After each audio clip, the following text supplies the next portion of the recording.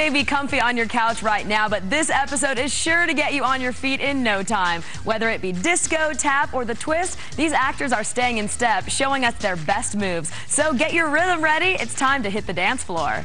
First, we whisk you away to Paris for a story about a man who falls in love with a prostitute. She walks the streets for money. She don't care if it's wrong or if it's right. Call the police for number 10 because it's El Tango de Roxanne from Moulin Rouge.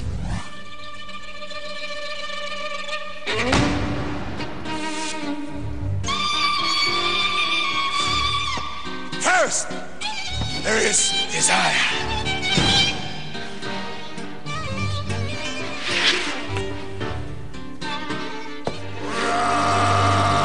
Roxanne, you don't have to put on that red light. It was kind of like your dreams can come true in this place. You can be debauched, you can be crazy, you can have whatever you want, and then in the morning you leave.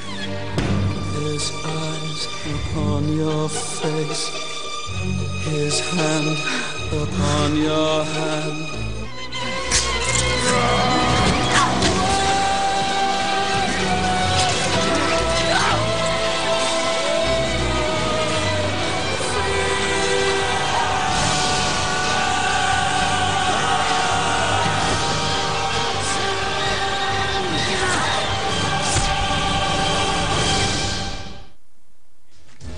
Anything by the Police is okay in my book. Nicole Kidman doesn't sing in that scene, but if you'd like to hear Nicole and Ewan McGregor in different roles, you can check out 9 with Kidman and Daniel Day-Lewis and Velvet Goldmine with McGregor and Jonathan Rhys-Meyers. You'd better get dressed up for this next pick because we're taking you to the ballet. Natalie Portman won an Oscar for her performance as a sweet and innocent girl who goes a little crazy and becomes a dark and sensual young woman. At number 9, she's become the Black Swan.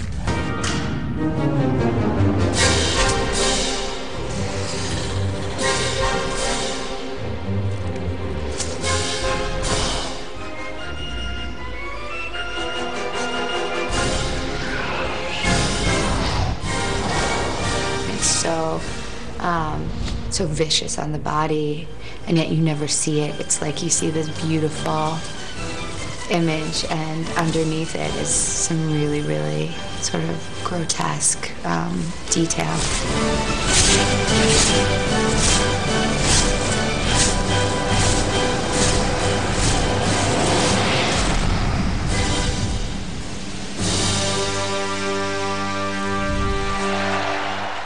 That movie is definitely out there, but worth a look. Natalie Portman studied ballet from the ages of 4 to 13 and resumed training a full year before filming began. Portman did a lot of her own dancing, but she did have 2 dance doubles for some of the shots. You voted John Travolta and Uma Thurman into your next spot. They're about to twist the night away at Jack Rabbit Slim's, and whether they win that contest or not, they are winning a place at number 8 on our countdown in Pulp Fiction. It was a teenage wedding and the old folks wished him well. The coolerator was crammed with TV dinners and ginger ale. C'est la vie, say the old folks. Goes to show you never can tell.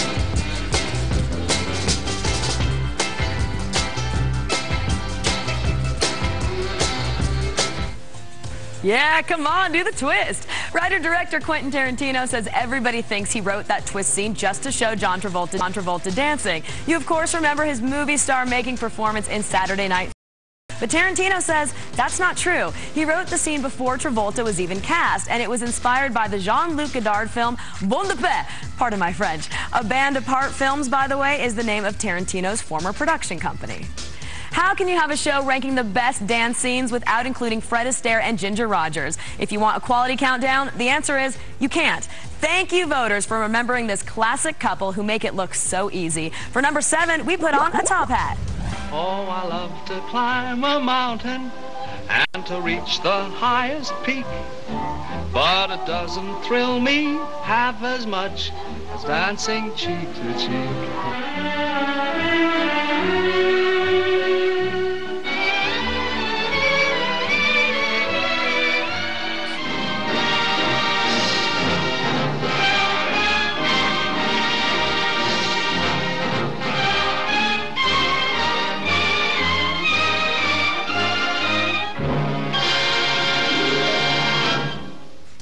just beautiful, and that dress, gorgeous. It's time for the Hollywood's Top 10 Numbers game. This is the fourth of 10 movies featuring Fred Astaire and Ginger Rogers as dance partners. It was the first time a screenplay was written specifically for them, and they danced together 5 times in Top Hat, the most of any of their movies together.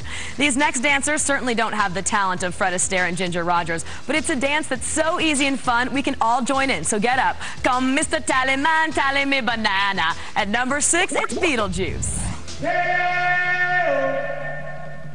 Are you doing Work this? all night on a drink of rum.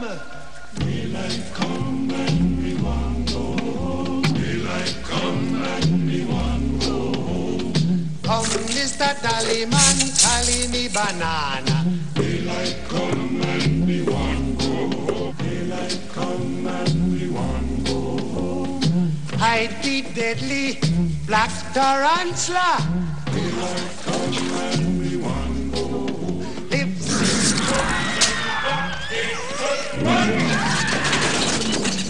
How much fun are they having? That song, Day-O, also known as the Banana Boat song, wasn't initially going to be in the movie. The original plan for the dinner party scene was to have everyone dance to a song by a band from the 1930s and 40s called the Ink Spots. But it was actors Catherine O'Hara and Jeffrey Jones, who you just saw in that scene, who suggested the Jamaican folk song.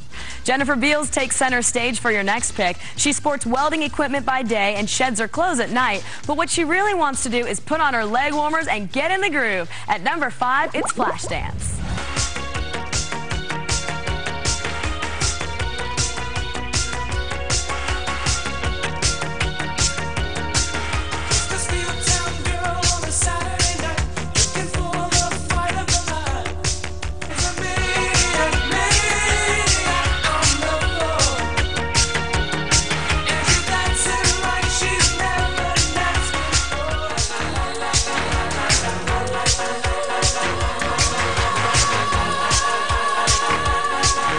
Okay, but let's be clear about this. Jennifer Beals is actually half African American. Well, that's Michael Cimbello's singing maniac. He also co-wrote the music and lyrics and was nominated for an Oscar for Best Original Song. Unfortunately, the song was disqualified because it was changed from its original form. The movie still got some Oscar love in that category, though.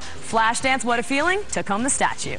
This Oscar nominee can certainly rock the solos, and we saw him earlier on our countdown doing the twist with Uma. But it's this group dance led by John Travolta that takes the number 4 spot on our countdown. Bust out the satin hats and strobe lights because Tony Manero's got Saturday Night Fever.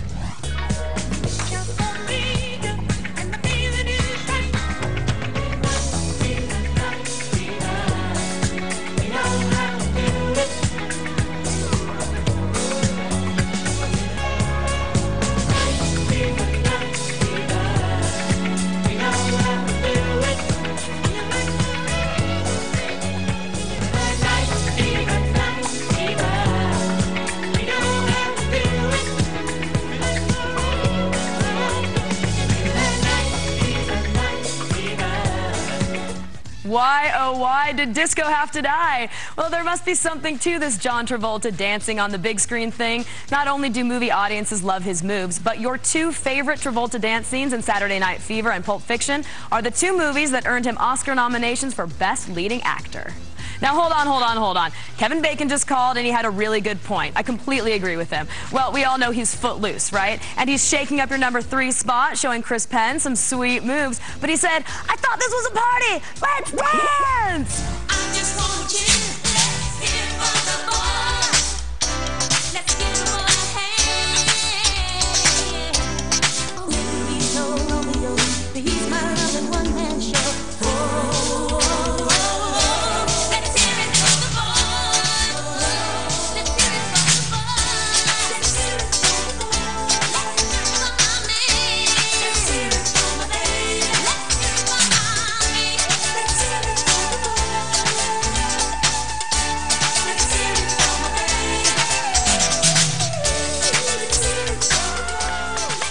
It's really nice to see Julianne Hough's career taking off like that. From a modern-day remake to a true classic that never loses its luster, Gene Kelly is an actor making the transition from silent movies to talkies. But it's the sound of his voice mixed with the pitter-patter of precipitation and his dancing feet that will remain in our memories forever. At number 2, he's Singing in the Rain. I'm singing and dancing in the rain.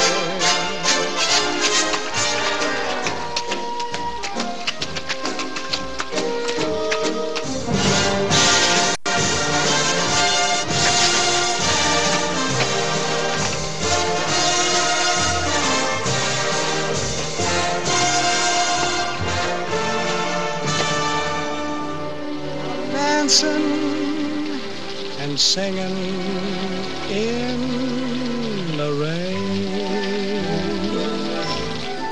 He actually had a bad cold when he shot that scene, but you would never know it. Gene Kelly was obviously a magnificent dancer, but he also had two incredibly talented choreography assistants who you may very well know. They are none other than Broadway greats Carol Haney and Gwen Verdon. The two ladies actually did the dubbing for the Singin' in the Rain scene. They had to stand ankle deep in a drum full of water to match the soggy on-screen action. The rain just won't stop, so stay right where you are and watch this scene from Step Up to the Streets, one of your runners-up. And after the break, get ready to have the time of your life. Your pick for #1 is straight ahead on Hollywood's Top 10. Hit the dance floor.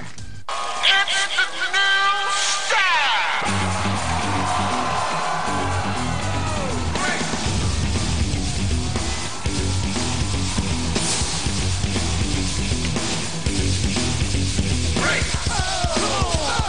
And we're just about ready to reveal your #1 pick and call it a day. But first, here's a look back at our toe-tapping 10 through 2.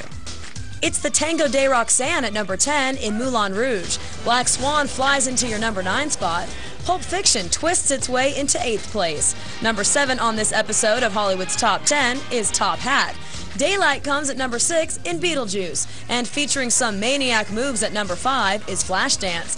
Hustling into your #4 spot is Saturday Night Fever. At 3, we see everybody cut Footloose. And making a splash at #2 is Singin' in the Rain.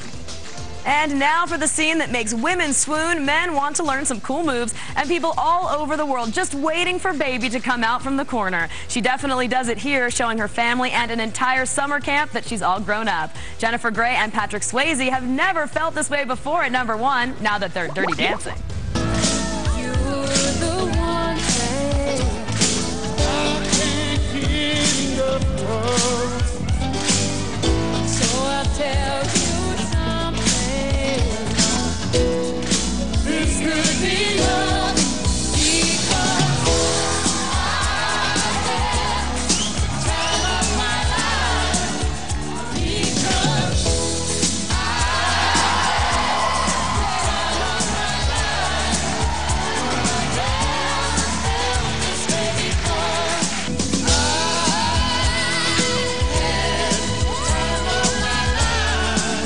Son, I love that. Both Jennifer Grey and Patrick Swayze have dancing in their blood. Jennifer's dad is Oscar and Tony Award winner Joel Grey. He won both trophies for playing the Master of Ceremonies in Cabaret. And Patrick's mom spent decades as a choreographer and dance instructor. Want to keep moving? Me too! Here's a peek at a whole bunch of your runners-up in our Hollywood's Top 10 dance competition.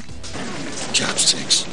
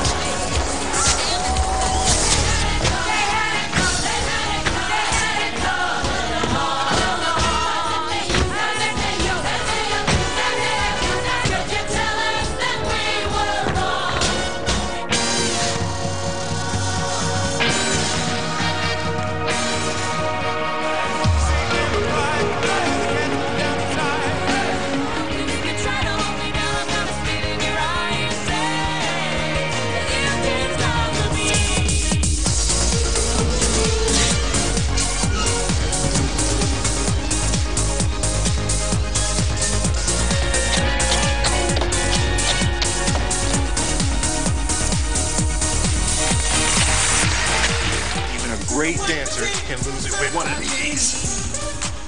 Okay, see, now that's what I need to be learning.